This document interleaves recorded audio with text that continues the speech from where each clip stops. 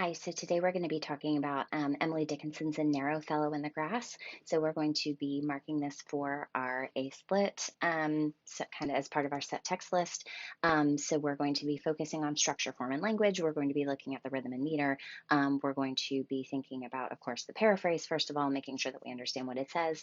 And we are going to then kind of, working from what it says, think about kind of the way that the language and all of the other devices that she uses help us to kind of arrive at a general meaning. So make sure that you have your Dickinson poetry book, make sure that you have your copy of the poem, and we will mark this together.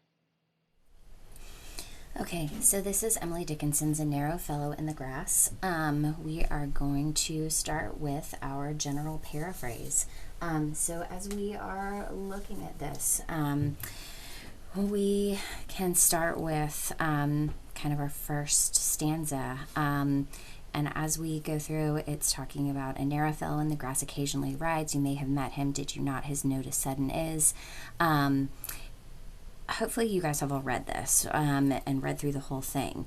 As we are looking at this, the first thing that we should note is that this fellow that we're looking at here, that is a snake, right? And so as we continue to read this poem, that is what we should make sure that we read this contextually, that's what we're talking about. That's who this fellow is. So we're talking about the snake kind of going through the grass. Our speaker is saying like, oh, occasionally I see this snake in the grass, and saying to the audience, like, you also may have seen him. And it is kind of a sudden thing to notice this snake. When we move to the second stanza, it says the grass divides as with a comb, a spotted shaft is seen, and then it closes at your feet and opens further on. And so it's describing the movement of the snake through the grass. And as it describes that movement, it talks about how it opens and closes. It describes the way that the snake kind of divides the grass. When we get to our third stanza, it talks about what the snake likes, the type of environment. He likes a boggy acre, a floor too cool for corn. But then it moves into the story that the speaker tells. And yet when a boy in barefoot, I more than once at noon have passed, I thought, a whiplash and braiding in the sun. When stooping to secure it, it wrinkled and was gone. So the speaker here is saying, like, generally the snake likes this kind of like boggy or marshy, like damp and cool, like said, damp and cool area. However, the speaker then goes on to talk about how there have been many instances, or at least more than one instance, when the speaker has walked past what they thought, or what he thought was a whip, right? Because remember, we're talking like the 1850s. So like we're thinking horses and buggies and everything like that. So the speaker says, I passed what I thought was a whip, unbraiding in the sun, and when I bent down to pick it up, when stooping to secure it, it wrinkled and was gone. And so it was not a whip, it was actually the snake. It says, so this is talking about like the environment that the snake prefers, and then gives kind of a little story about encounters with the snake. And we'll talk more about the significance of that in a moment. We get to our next stanza. It says, several of nature's people I know and they know me. I feel for them a transport of cordiality. And so this is basically saying like, hey, I have met and have kind of have met several of nature's people. So talking about animals, basically like I have a good relationship with animals, like animals like me. And so that's the gist of that. Animals generally like me, and I like them.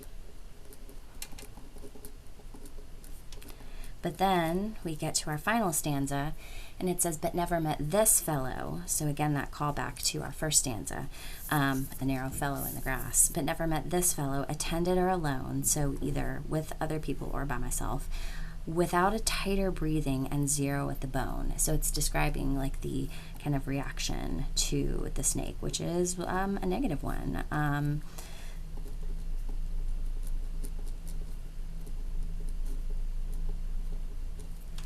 So what we're going to do really quickly is kind of, now that we've seen kind of what our speaker's talking about, we're going to walk through really quickly and look at each stanza. Actually, before we do that, before we look at each stanza, let's talk about our rhetorical situation.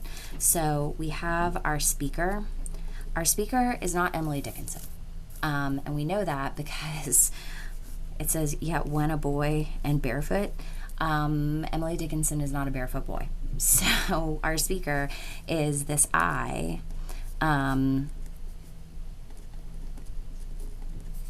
So it's somebody who is living in this kind of rural kind of area, that kind of good stuff. But that's who the speaker is. The audience is you. So there is this sense of direct address.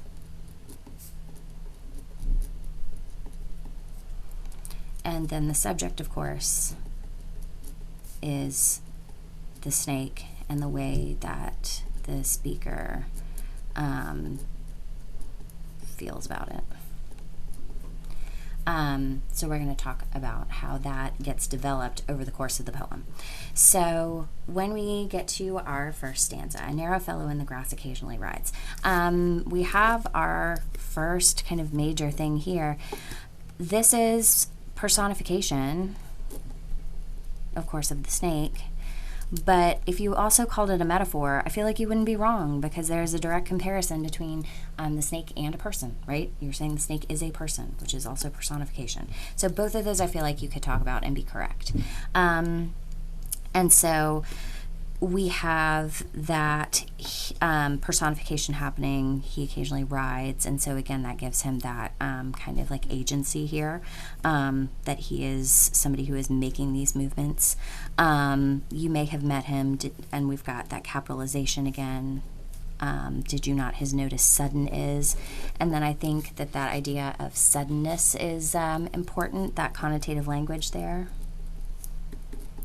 The other thing I want to point out is that this is a quatrain, structurally.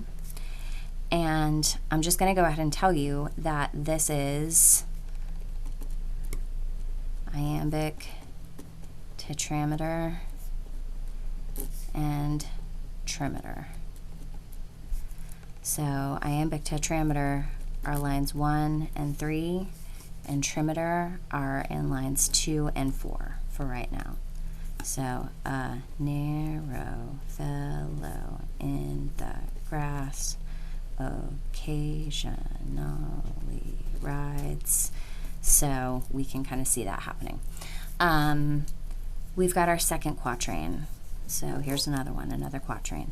The grass divides as with a comb. Again, we're looking at our same iambic tetrameter, iambic trimeter structure.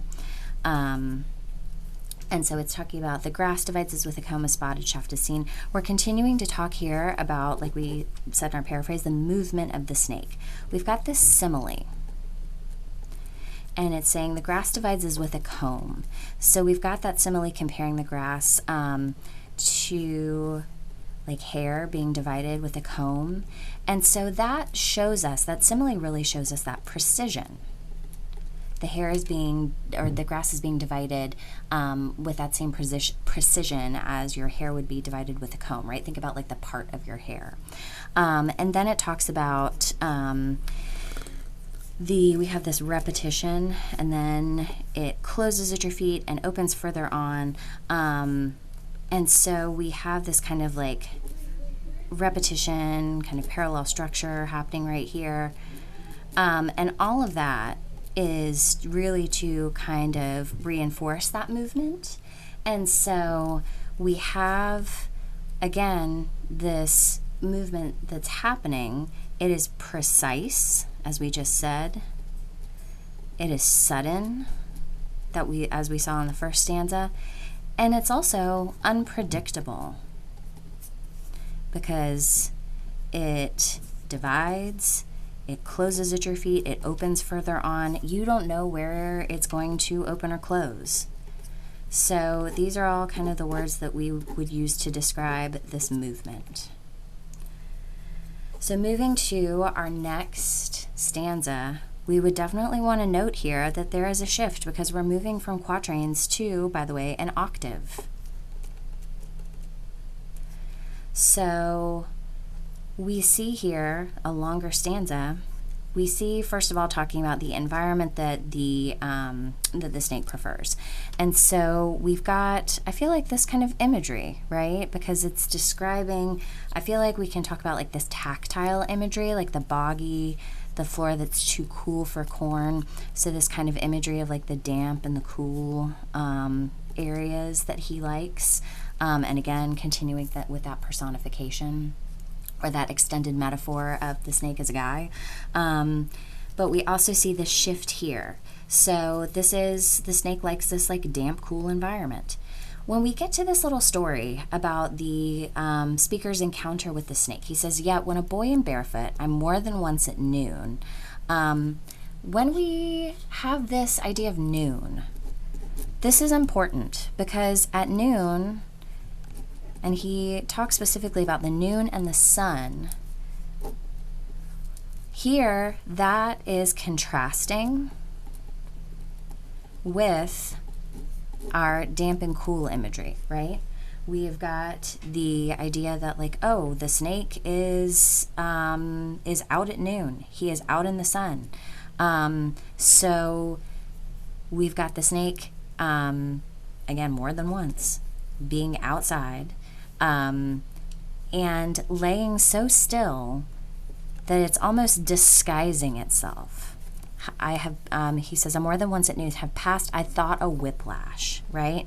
So it's laying, the snake is laying so still that it seems to be disguising itself as not a snake, right? The speaker thinks it's a whip, and bends down to pick it up.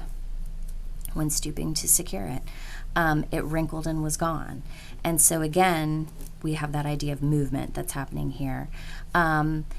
And so this contrast of the of like this like warm and sunny with our damp and cool imagery and this disguise, all of this again helps to emphasize the unpredictable nature of the snake. And so that really kind of reinforces that, and again, the speaker is barefoot, right? And so that reinforces this idea like, ooh, like this feels not great. This feels like, so there's this, now we start to get this kind of air of danger, right? Because it's not, I'm not like wearing shoes, like I'm about to step on this snake, I'm about to pick it up, and suddenly like, oh, I realize it is not a snake. And I realize that it is not doing what it's supposed to be doing. I realize that it's disguising itself. So this unpredictability is what we need to take from this. We get to our next quatrain, and so again, we see this kind of other little place. We go back to the quatrains. And something that's interesting here is that we have a shift in rhythm and meter. What you'll notice is that this rhythm and meter here, in our first and our third lines, so lines 1 and 3, it's incomplete tetrameter. It's missing the final stress.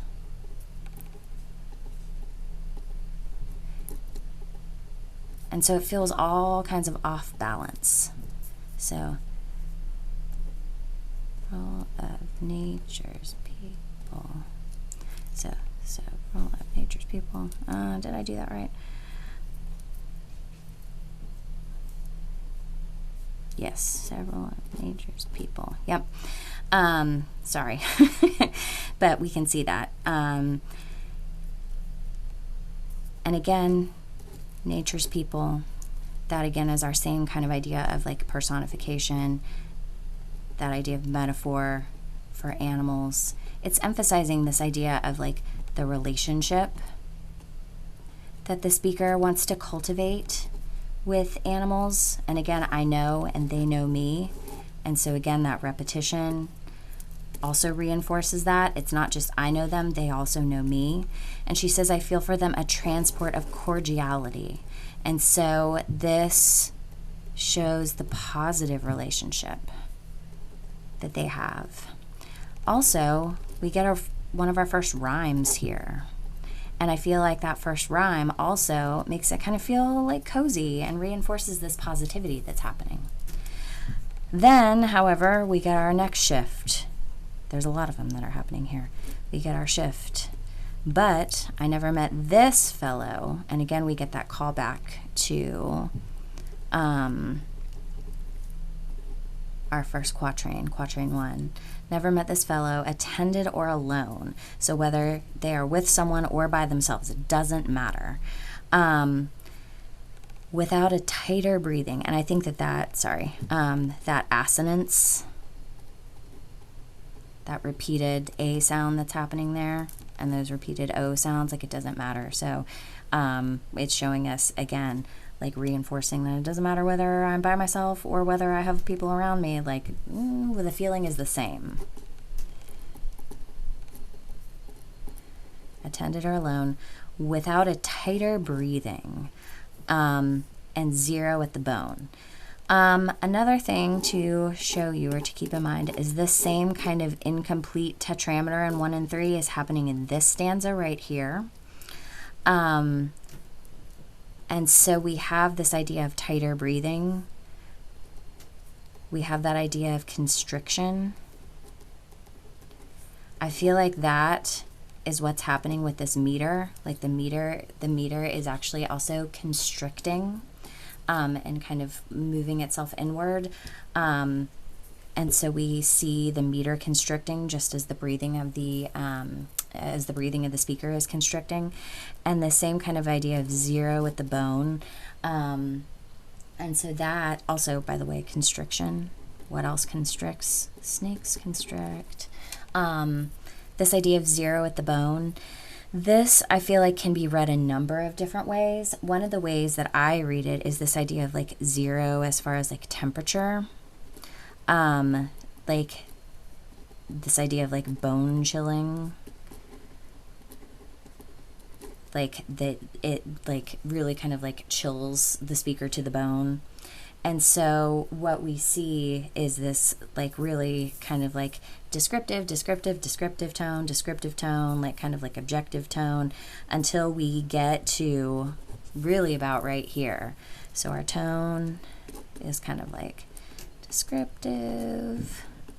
And then all of a sudden down here we get to this more like negative, this more kind of fearful tone.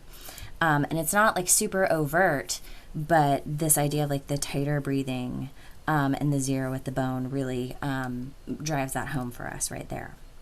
So when we are, and also that's like reinforced by the content, by the language that we see, by our shift in meter that's happening here. It's interesting.